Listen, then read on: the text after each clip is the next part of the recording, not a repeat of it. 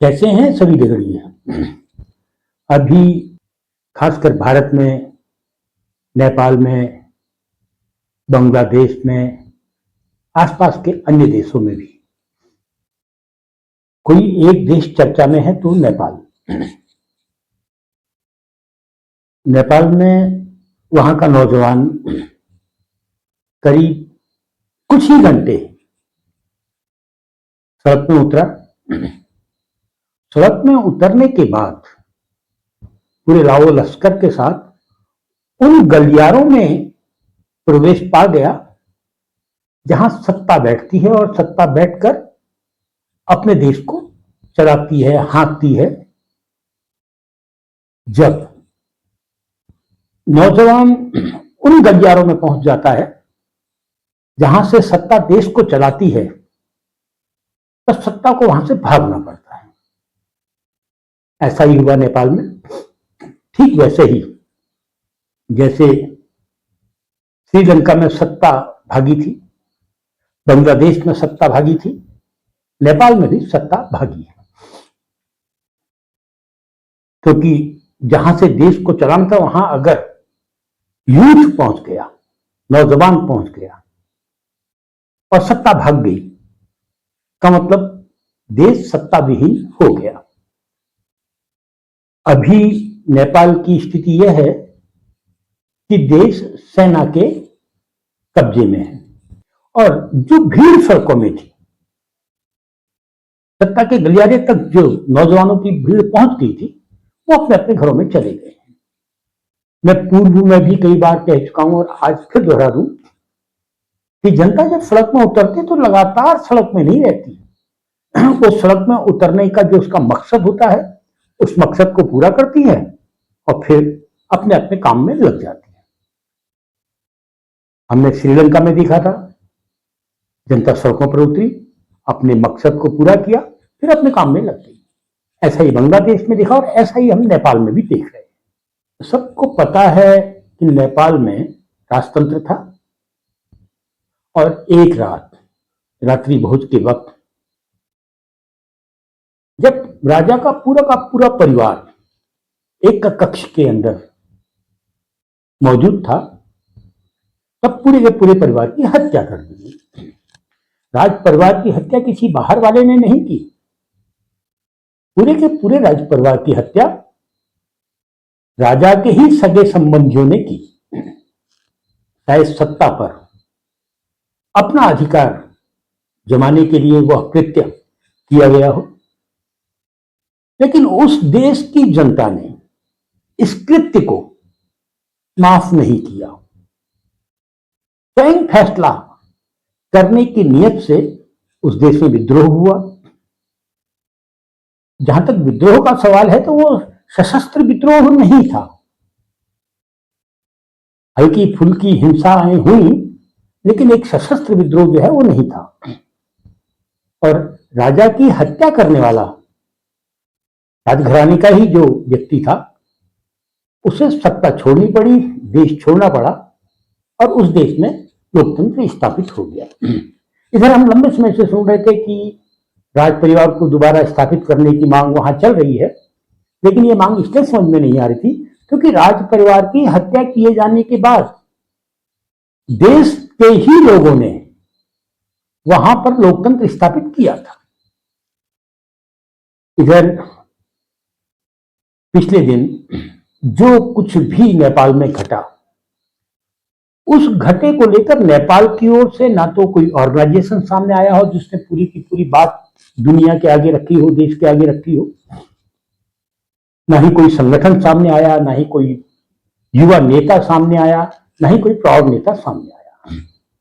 जितना भी सुनने को मिल रहा है सोशल मीडिया में, दुनिया भर के अखबारों में, दुनिया भर के मीडिया में, वो दुनिया भर की बात सुनने को मिल रही है। भारत में तो एक वर्ग ये भी कह रहा है कि ऐसा भारत में भी तो हो सकता है। नहीं हो सकता है भारत में।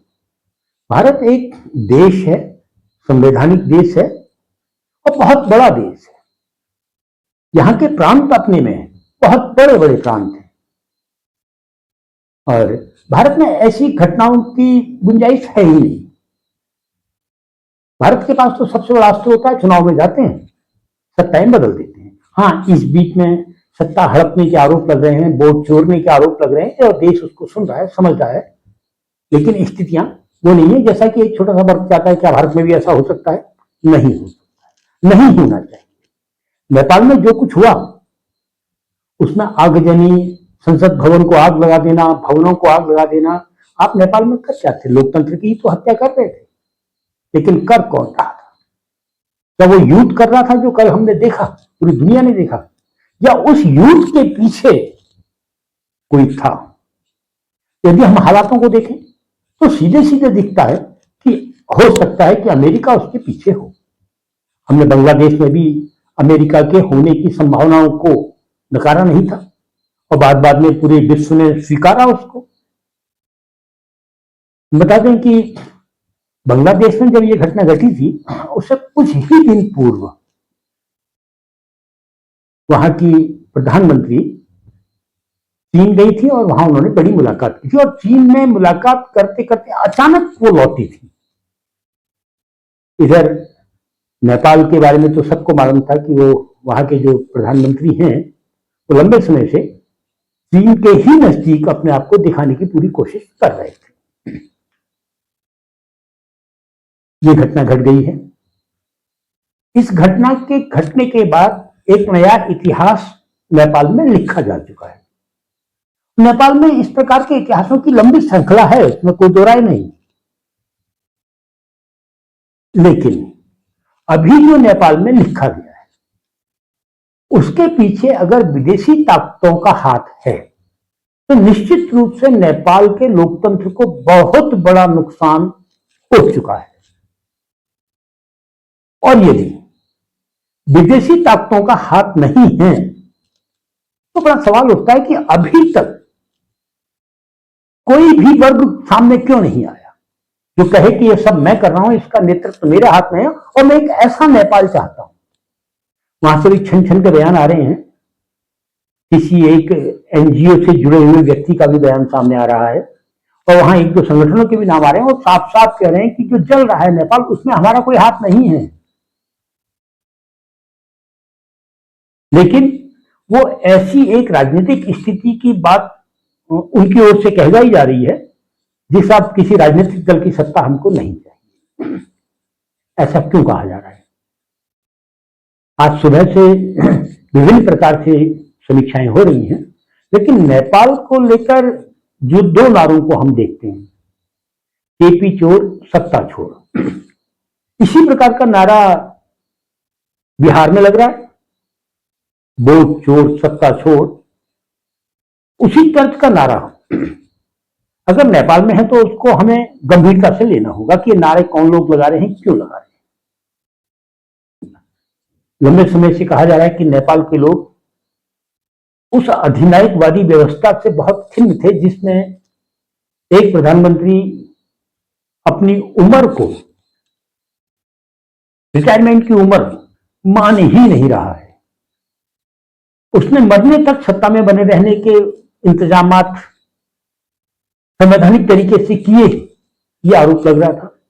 दूसरा जो सबसे बड़ा आरोप था वहां नौजवानों का, कि नेताओं के, मंत्रियों के जो संतानें हैं, जो उनके लड़के हैं, जो उनके बच्चे हैं, उनके पास इतना अकूत संपत्ति कैसे जा रही है, कैसे वो बहुत अधिक बड़ी बड़ी संपत्तियों के मालिक हो रहे हैं। ये गुस्सा वहां लोगों में था। अब भ्रष्टाचार, भ्रष्टाचार तो एक ऐसी बीमारी जो पूरी दुनिया में है, लेकिन भ्रष्टाचार के खिलाफ जब आदमी खड़ा होता है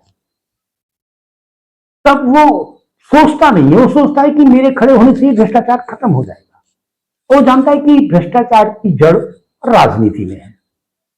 वो ये भी जानता है कि भ्रष्टाचार तभी किसी देश में फलता फूलता है जब वहां सत्ता के ऊपर माफिया का राज हो। तो ये नेपाल की स्थिति सामान्य रूप से लोकतांत्रिक देशों जैसी स्थिति ही बन चुकी थी। वह पोह की स्थिति में था वहां का नौजवान, अभी भी है।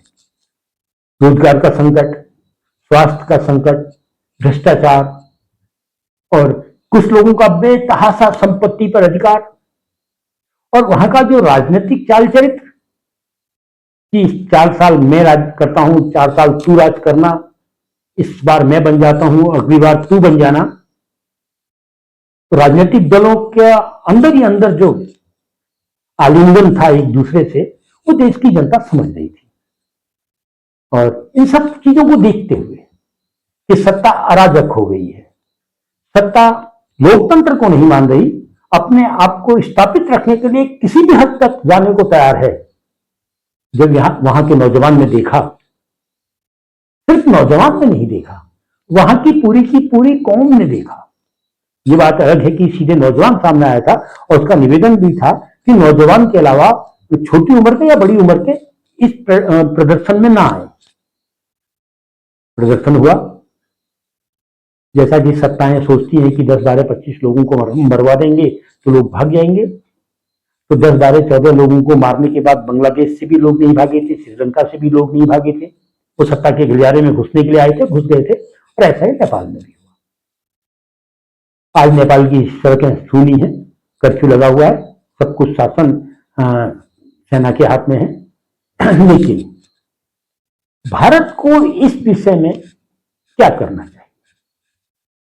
हमने जब बांग्लादेश में घटना घटी थी, तब भी भारत के सूचना तंत्र, भारत का जो अन्वेषण तंत्र है, भारत का जो खुफिया तंत्र है, उस पर हम लोगों ने सवाल उठाए थे कि बगल के देश में इतनी बड़ी घटना घटी, क्या भारत के जासूसी तंत्र को पता नहीं था कि ऐसा कुछ हो सकता है? क्योंकि हमने तो इंदिरा गांधी का दौर देखा है, मनमोहन सिंह का भी हमने दौर देखा है कि दुनिया में कहीं भी अगर कोई पत्ता हिलता था तो आपकी और को पता होता था, पहले से सचेत कर दिया जाता था। लेकिन श्रीलंका के मामले में हम अनजान थे, बांग्लादेश के मामले में हम अनजान थे, और तो और नेपाल में ये सब हो सकता है कि कोई जानकारी क्या हमारे सूचना तंत्र के पास नहीं थी? राष्ट्रीय सुरक्षा सलाहकार जेम्स बॉन्ड 007256 क्या है वो? क्या उनको इन सारी चीजों से बेखबर क्यों थे? उन्होंने बिल्कुल आभास क्यों नहीं था कि ये नेपाल में हो सकता है? यानी हमारी जो सरकार है वो अपने में इतनी अधिक खोई है, वो सिर्फ चुनाव में इतनी अधिक खोई है कि उसके जासूसी तंत्र को ये नहीं मालूम कि बड़ों के देशों में क्या हो सकता है, क्या संभावनाएं हैं। झगड़ियों, स्थिति बहुत खराब है। हम जो एक ताकत के रूप में हुआ करते थे आसपास के देशों में, उन देशों में कब क्या हो जा रहा है हमको कोई सूचना नहीं होती। तो चौंकाने वाला तो है, क्योंकि हम एक मजबूत राष्ट्र हुआ करते थे। आज भी हम एक मजबूत राष्ट्र हैं। अब हम उपयोग क्यों नहीं कर पा रहे अपनी मजबूती का, ये तो जवाब दिल्ली ही दे सकती है। खैर, जो एक बयानबाजी हो रही है कि भारत में ऐसा क्यों नहीं हो सकता है, हम उन जल्दबाजों से यही निवेदन करेंगे कि भावनाओं में मत बहो। देश भावनाओं से नहीं चलता है, देश संविधान से चलता है। हाँ, सत्ताएं गलतियां करती हैं। अगर आपको लगता है कि हमारी सत्ताएं गलती कर रही हैं, अगर आपको लगता है कि सत्ताएं जुगाड़ से सरकारों में पहुंच गई हैं, आपको लगता है कि तिकड़मों के सहारे सत्ताएं काबिज हो रही हैं, तो आपके पास लोकतंत्र में वोट देने का अधिकार है तो सही। उखाड़ फेंकिए ना तिकड़मबाजों को, उखाड़ फेंकिए ना जुगाड़बाजों को। लेकिन ये सोचना कि हम हिंसा करेंगे, याद रखना ये गांधी का भी देश है, वीरचंद सिंह गढ़वाली का भी देश है, श्री देव सुमन का भी देश है। ख्याल रखना। फिर मिलता हूं तो गड़ियों, फिर मिलता हूं।